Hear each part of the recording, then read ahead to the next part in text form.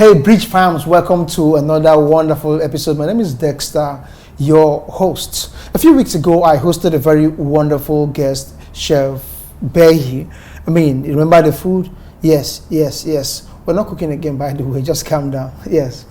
But during the course of her story, she told us how she went through depression and all the emotional topsy-turvy that followed the death of her sister and then eventual business crisis having to start again, and how her husband proved to be very supportive. Now, a couple of days after that conversation, I also was privy to hear about another lady somewhere who went through similar thing, the loss of a loved one, and it impacted her life negatively, almost permanently. She went into serious depression, and it occurred to me that although she healed, her healing was do I say a miracle or something? But there's a part of that healing equation that brought us to this conversation today. The role her husband played in helping her heal. So when I went through the whole conversation, I decided to bring her husband on this show. Want to understand how to help a grieving spouse or a spouse who's going through an emotional downtime, how to help them, and how that also impacted his mental health and things like that. I also promise you that in the coming weeks, I will bring a professional therapist on the show. So let's put issues of mental health into perspective. Mr. Collins Okonkwo is a youth development expert, amongst many other things. Maybe that's why you found it very, very easy to help and navigate. You've dealt with many young people before. Welcome to the show, Mr. Collins. Thank you for coming. Thank you very much, sir. Okay. By the way, he's a very busy person, as we've seen with most of our guests, but we are grateful he was able to make it here today. I want to ask, amongst other things, it's very important for people to be observant and notice when things start changing, when their spouses start changing. So how did you pick up the fact that your wife was actually slipping into depression? What were the signs? How did you notice it? Well, let me first and foremost thank you for this privileged opportunity to bring me to your show. And I must say I'm very grateful, and also to tell you that I appreciate it. I didn't take it for granted. Despite all my engagements, I must also commend what you do for the people and for the society. Thank you very much. But again, the issue that is raised here, it has a lot to do with, and let me say clearly here, for us to understand that, like you actually said, your question, it took a lot of time, it took a lot of process. You know, the issue here is not a conventional issue. It has to do with a spiritual issue, it has to do with a physical issue, it has to do with a psychological issue. Yes, like a tripartite yes, issue. And it takes knowledge, wisdom, and experience to actually find the right knowledge in dealing with such issues. It all began during the period of our preparation for our wedding. That was in 2020, if I'm not mistaken. Okay. And I started the process, the usual process of meeting with my in-laws to be.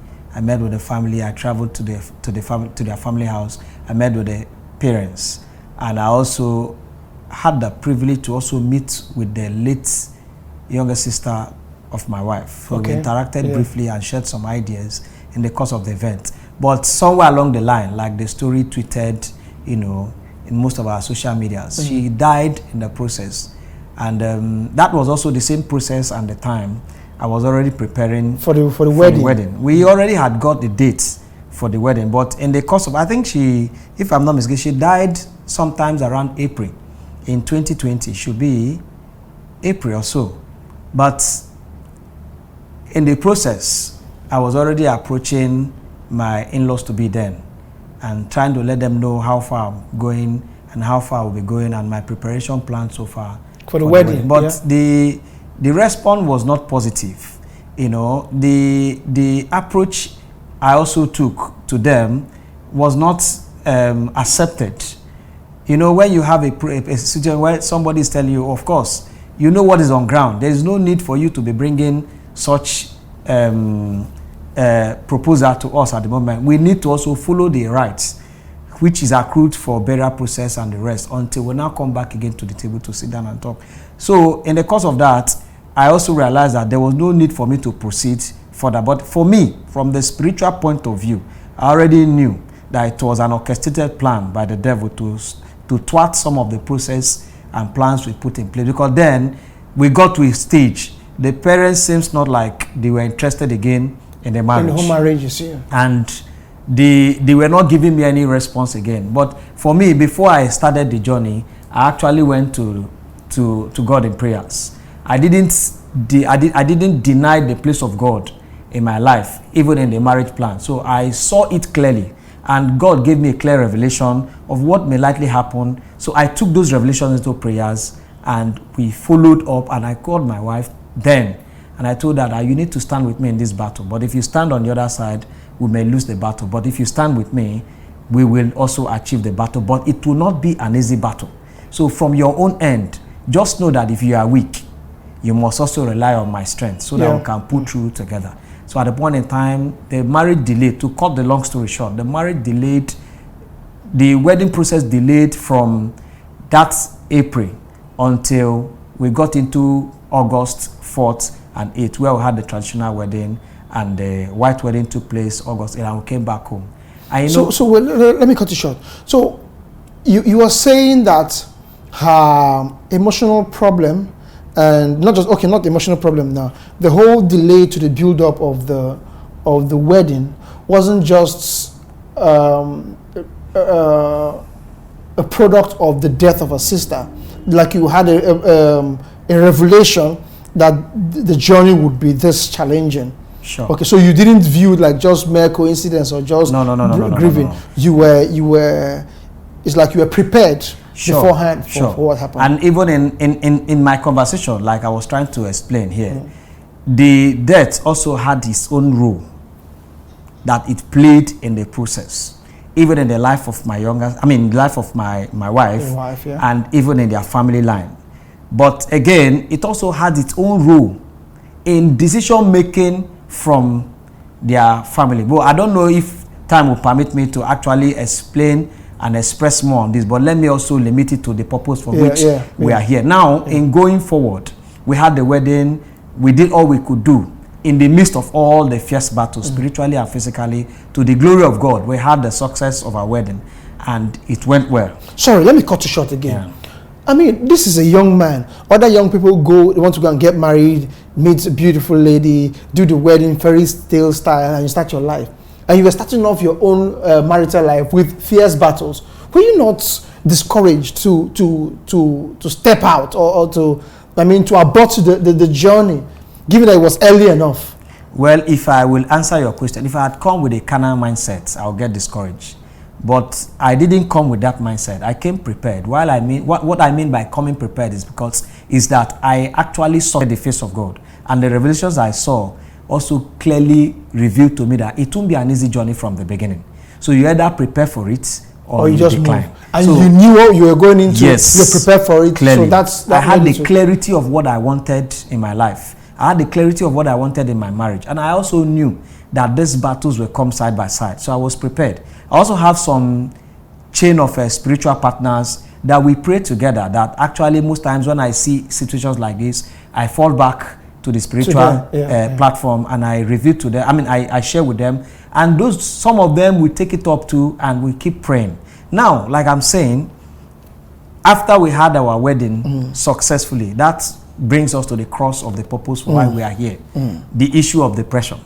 In the course of the wedding plans, because I'm trying to relate to us what actually led to the build-up of depression. It's just like, for instance, you had a very huge dream, a big plan with a partner, maybe a business partner or an associate somewhere along the line, and we all have our pictures of what we need to do and how we intend to achieve it in the nearest future. And somewhere along the line, somebody that you conceived the idea with fell off, maybe by coincidence, and died. Now, that was exactly what happened in the case of my wife. She never saw that coming. She never knew, because she had a business designed, developed, and they all ran together the business with the late younger sister. And the business plan has a 50-year goal plan designed by my wife. The strategic ideas of that business and the business design was clearly done by my wife. And my wife was the person running, the front runner of the business. And somewhere along the line, the person who owns the business, one of the person who owns the business fell off. Like critical stakeholder. Yes, a critical stakeholder of the business. The business, yeah. Now, my wife, in the course of that, she was planning for our wedding. I was planning for the wedding. She was also having the psychological effects of who died in the business, who is our sister. Our sister. She was also feeling naturally and emotionally, oh, if this person was alive, I am sure this person would have been a support system to my wedding. Maybe morally planning with me and all that. And in the course of that, what they actually had as planned to didn't come to pass in the wedding process. And if this person was alive, now that I'm about going into a different location and going to my own husband's house, maybe would have also discussed and decided how well we will expand the scope of this business, maybe having branches outside our current location. So there was no time for who died, that's my wife's younger sister, and her to discuss about the plans of the business in the near time. And then that took her. And again, the family also automatically came in to hold the wings to holding stake, in the business. Business that was conceived by two major stakeholders now is hijacked by different group of persons. The funds, the resources, the bank, the account in the bank, the business plans, and even the productivity part of the business. My wife never had any input or stake in any of them again. They denied her that rights and denied her that access to. So it's a whole lot of build-up for her psychologically. At the same time, all this happening at the same time. So planning for a wedding, there's also the stress of planning for a wedding. Yes. Then the loss of a sister, first of all. Yes. Then the loss of a business partner there. Sure. Then the dream that you were having of the future being cut short. Then you now have interruption of the business and other conflicts along the line of interest. Between that too, interruption of the marriage plan too. Interruption on the marriage plan too. So this was definitely so much happening at the same time for just one person. Sure. And now you know that depression does not just start like people think. It starts from a gradual process. Sometimes people can just have some mental illness, instability in their mental health. Some people can also have some psychological imbalance. If they are not able to take care of themselves, if they are not able to create therapeutic time for themselves, it will just gravitate into depression. Now, I brought my wife into the home fully, and I found out that my wife is not thinking like the way she used to think before when we were planning the wedding. Yeah. And I took my time to study. And one of the gifts that God gave to me is the gift of discernment. So, and before we got into the process, I've also prayed to God to give me a clear picture of who my wife is and what she would be even in the home. Wow. So I had the picture, and what I'm seeing is clearly different from what my wife was manifesting at home. I didn't take it, like a joke. Now let me make it clear to the audience here. When we hear people say from the point of experience that marriage is an institution that you never graduate from, it's not a joke. It's not just a statement. It's not something that is just said because people need to say.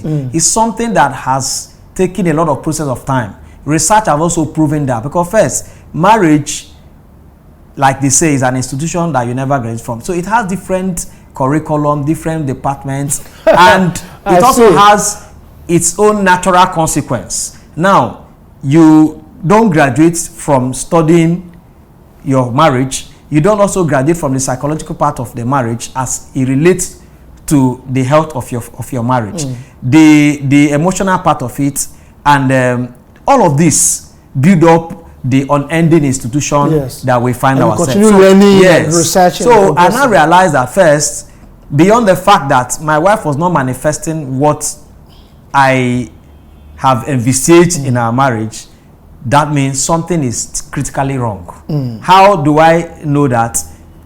My interaction with my wife is now changing from our interaction when we're courting. In fact, my wife's attitude and activities started changing. It started drifting from normal to abnormality. And one of the things I did was I became strategic. I now created a strategic system in communicating with my wife, and I call that feedback mechanism. And what I do is I sit with my wife, I discuss with her. When I discuss with her, her response also give me an insight on if this person is actually speaking normal or abnormal. From those strategies, I now found out that my wife was already drifting into a different direction. My wife was already becoming abnormal. You know, you see somebody who you live with in a house soliloquizing on her own. Yes. And you see this person having negative, you know, thoughts in her mind. In fact, there were times that when I leave for work, I remember in our former apartment then, we stay in 2-story building. My wife will always have this urge, when I leave the house, she would just go to the balcony and jump. And I realized that depression first is not just, is a spirit of its own. Depression is a spirit, and when that spirit possesses your body, it controls you, both the inner parts and the outer parts. So imagine I'm in a house with my wife, and all my wife will be doing is to think that when I leave for work, she will just have, but there are cases that my wife will just have this thought plan of just moving to the express and then jumping into an oncoming vehicle. You understand that? So I now realize that this is becoming strange in my own house. And I prayed to God that I needed to have a clear picture of what is going on in my house, in my marriage and in my family. And God also revealed to me where we were coming from. And I realized that my wife actually is coming from that dysfunctional system of a home. The psychological effect of the death of the younger sister, the psychological effect from the business, the psychological effect even in the process of planning the marriage, from the family, extended family and the rest, the psychological effects on her own person too. And what I did was to create a strategy for her. Now, I also realized that in the course of all of this, I and my wife had a long-term plan in our business, coming into a woman that I found out that she is an entrepreneur. She likes business. She is creative, and she is a critical thinking person. So the first thing I needed to do was to sit her down again, and we started discussing the business plan. This was during the whole depression saga. I now found out that one of the reasons why this depression becomes more obvious in her again is that she has become too idle. Not idle that she doesn't have a thing to do, but she stopped thinking about the business plan we have. She stopped thinking about the plans we have in the marriage. She stopped thinking about, you know, our future projection. So all I needed to do was to bring her back to her mindset again, and I sat her down and I now give her an assignment. Remember, when we thought of having a family, we also thought of building our business. I'm going to give you a task. Try as much as possible in this business direction. How do we intend to achieve this business in the next 1 year? What do you intend to do now that we are here? Now, we already had a school, a cookery school in Warri that stopped functioning. Those also were part of the psychological effect too that affected her too. After investing a whole lot of money, and then we shut down and we relocated back to Asaba again. And I told her that we can start up something. I remember, I'm just laughing because I just remembered some certain things now. In our former apartment then, I just remember that my wife can actually multitask. And I told her that there was no need for us to sit idle and waiting for when we have that big money to go and open up an institution. We can start with the business plan from the small scratch, conquer in our immediate environment, and then think of launching a scale, in Asaba. We need to upscale. In my kitchen, I don't know if she has actually shared that video. I think it was somewhere. In my kitchen, we started the home service delivery. We had contracts of food delivery. You know, sometimes we package food to Warri, we package food to Abuja, we package to Abuja. We develop all strategic means to reach out to our customers, our clients, to ensure that even when the foods are delivered to, it will be delivered in a safe manner.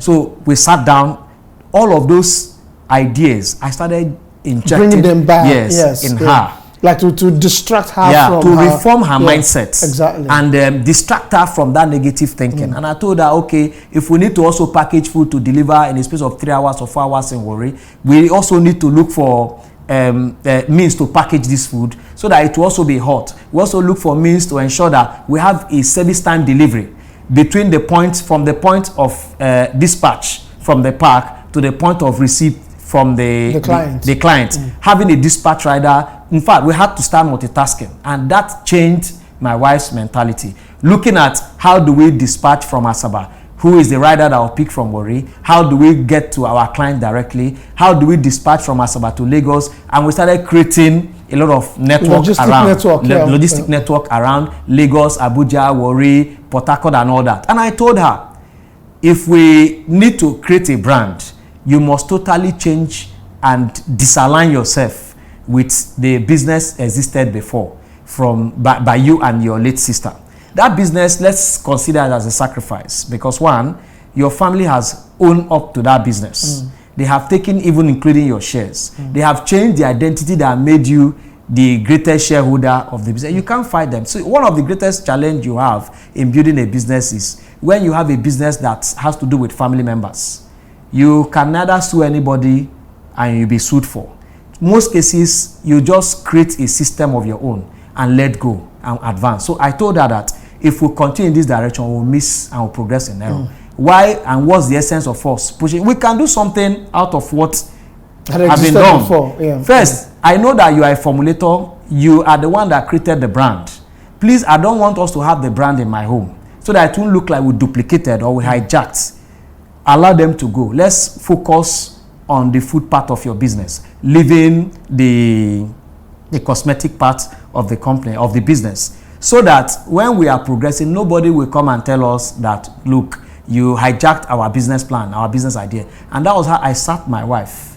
I started giving her opportunities, sharing ideas, business ideas, opportunities that will actually make her see herself coming back to her normal senses again. And we created a logistic network. And at the point in time, we also diversified from the cooking business. We also entered into shipments and export of seafoods. So we had to create network of customers across board, UK, US, Canada, and all that. So all of those things I created in order to keep her busy. So when she now had the bulk load of jobs to deliver from clients that becomes too overbearing, she had no longer energy investing on her work. She no longer thinks of depression. She no longer becomes idle. She no longer feel that I don't have anything to do. She started working on herself again, and we came in all part of the business. We developed plan for the cookery business. We developed plan for the logistic business. We developed plan for other part of the business, and we also developed plan for our home and our family. And that was how those things left her naturally, and she started thinking in the right sense, productively. And guys, you know, I told you before that Mr. Collins is a youth development expert, and it appears his wife was his guinea pig, because this sounds like, it looks like you were prepared for this role. It's like God built you for this role. I want to ask a question. Did you seek professional medical help, like from a psychotherapist or something? Did you people approach a medical institution? Well, I didn't think of that. We never approached any medical institution. No, but that's not a problem. I just wanted to ask, because your ideas and the strategies that you use to help your wife, they look very comprehensive. I mean, it's like you were prepared for this predicament. But I'm grateful that we're able to snap out of it, and that all these things you did work. And like I said before, we are getting a professional therapist on this show because we want to put some of these things in perspective. Let's understand how other people too can navigate through pain, through brokenness, through loss, and through whatever emotional ups and downs, and come out wholesome and having their life still productive in front of them. We'll be back after this break. Don't go anywhere.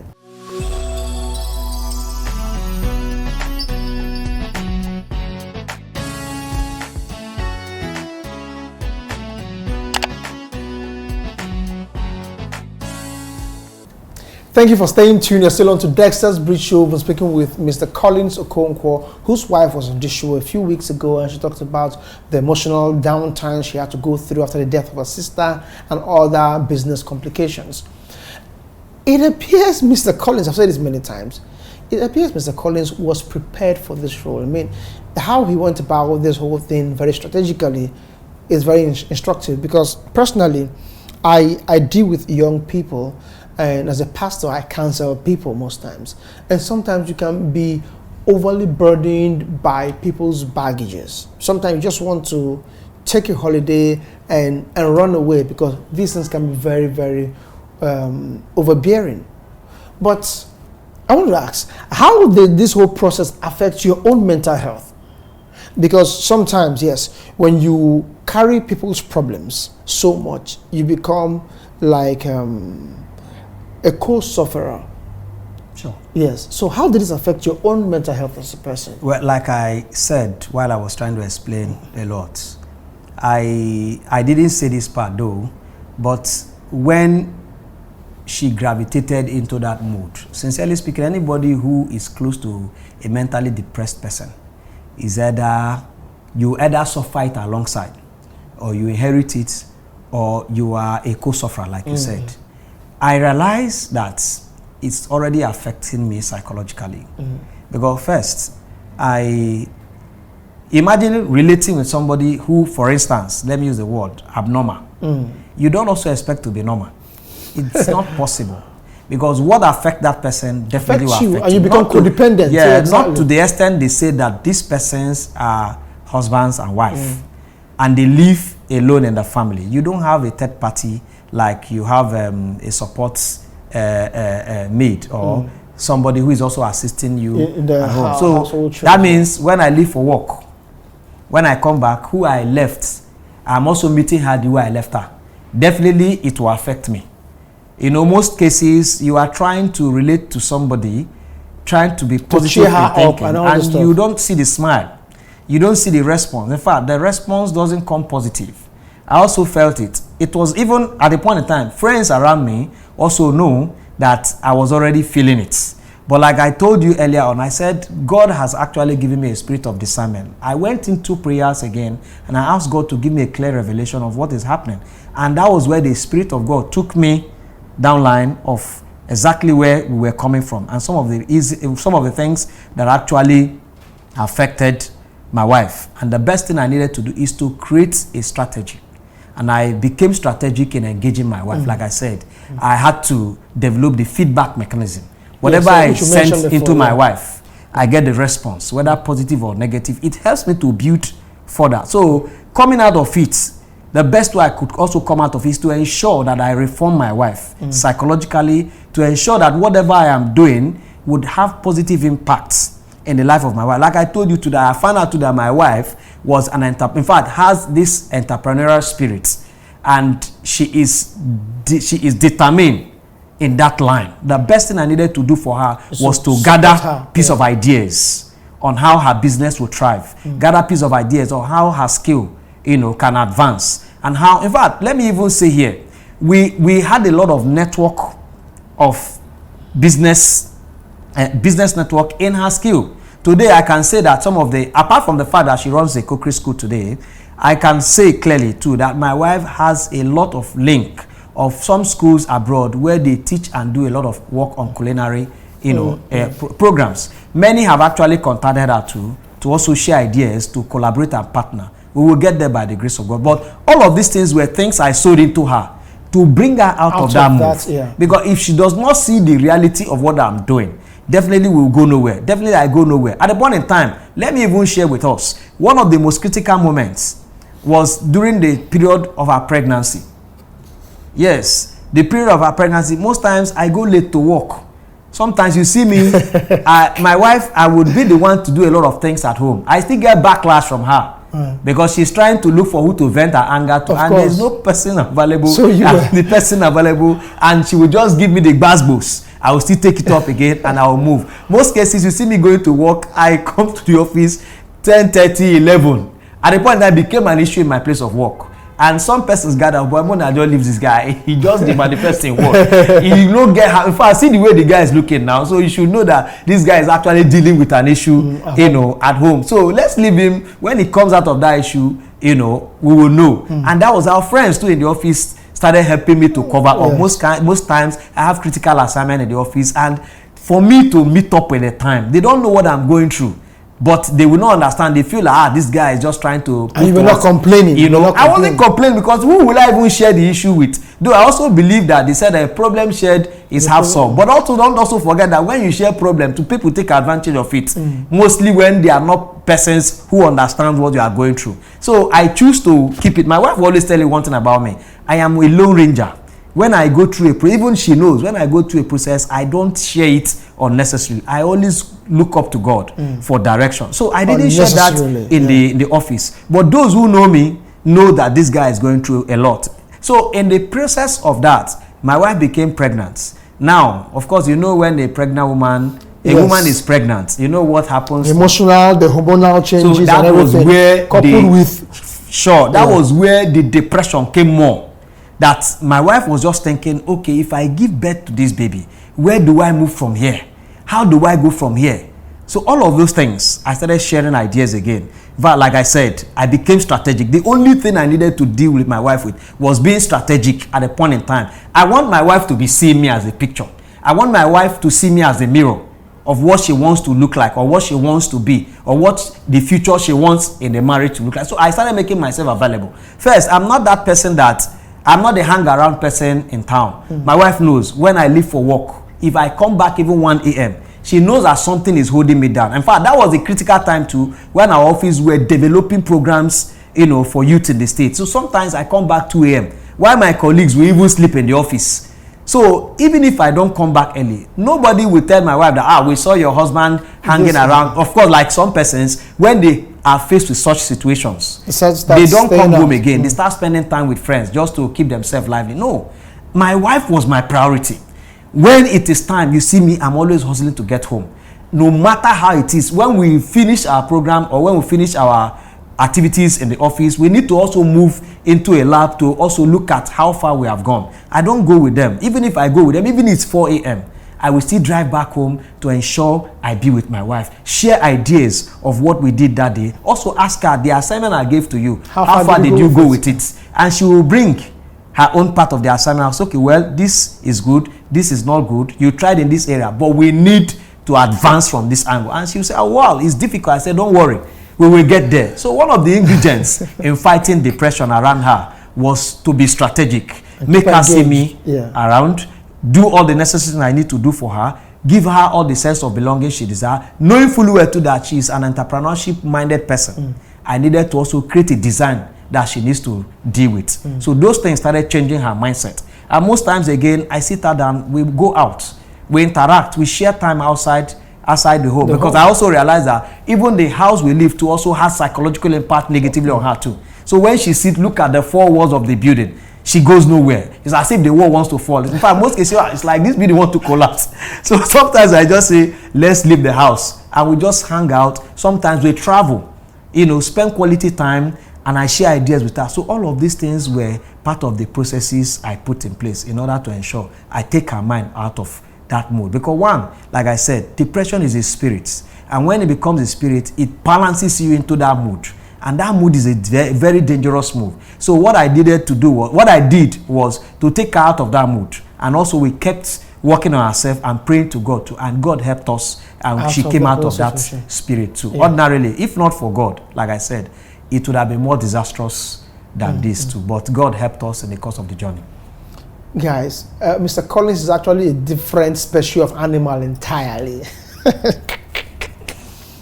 Because, sincerely, thinking about what he went through, I'm already getting tensed. Very sincerely. I mean, like I said, I counseled people, I tried to show empathy, but he delivered everything on a different level. Let me put this out there. Hope is a very important ingredient in life. Hope. No matter how bleak the situation might look, always put something before people that they can look forward to and have something to dream about. You might not even have it all figured out, but when you become hopeless, when there's nothing to look forward to, a dream to aspire to, something you want to, something that you just want to achieve, even the simplest situation becomes very difficult. So you must always put something to hope for, like a picture board in front of you as a person or before your spouse or anybody who's dependent on you, who's going through a hard time. give them something to hope for. That's one. Number two, having a spiritual support community. He mentioned that about going back to your friends and talking to them and you people praying together. It reminds me of what happened in the Bible. When the apostles, the Bible said that they were threatened by the high priests and the Pharisees, that they went back and reported to their company, people of like mind, and they prayed together. You can never overestimate the place of the prayer of agreement. Prayers from people of like mind, very important.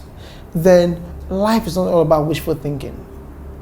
Yes, it's good to be optimistic, but sometimes having baseless optimism is not good. You must be able to put things in perspective in terms of challenges and then do the hard work. Do the hard work. So all these simplistic optimism, no, it's not faith. Faith is knowing what the real situation demands, knowing what the real challenges are, but understanding that God has the capacity to take you beyond and above those challenges. That's one thing I have to live with you as we progress. But Mr. Collins, I'd like to ask you this as we bring this to a close. Okay, sir. Was there any time that you felt the marriage was threatened? I mean, while you were going through all this madness, was there a time when you felt, this marriage is actually shaking, when the pressure became so much? Sure. I will answer your question, but I want to also express this in different dimensions, both the spiritual part of it and the physical part of it. For any right-thinking person in my situation, if you are not, okay, for instance, for any right-thinking person in my situation, will not say that marriage wasn't threatened. Because a marriage that just started less than how many months, and we are already experiencing crisis in this dimension. First, you must assume that there is an attack somewhere. And you must also begin to have a thought process in your mind that, do I need to quit this marriage? No, it's early before things become too complex. And the worst that could happen if you have negative companies of friends who could just come and bombard you with thought, oh boy, you just need to quit this thing. Or now the early sign be this, it good make you just move. But like I told you from the onset, I saw this. I was prepared for it. I knew where God wants to take me to in this marriage. I have already seen the face of God in the entire process. The God factor in this marriage was my motivation. Knowing fully well that while I prayed for a journey like this, I also had it in mind that it will not be an easy journey. But if I conquer all, I will conquer one for all. So I knew that the marriage was already threatened. But it will be foolish of me. Just like what the Bible will say, that if your strength fails you in the days of battle, that means you were not prepared. Yes. If you faint in the days of adversity, your strength is small. Sure. I dwell on that. I was living in the reality of that word. I was putting myself in the picture of that word. Because first, like I said, my wife believes so much in me. In fact, she knows that one of the strengths of her is, aligning with me. Okay. I've also told her oftentimes, if you have a weakness, a weak strength, please align with my strength. Let's be in this together. So I didn't want to entertain any negative comments from people. Now my bag I carry, now my load I carry. So me, I know say now my responsibility. My wife, from the day God gave her to me, God has placed her on my hands as my responsibility.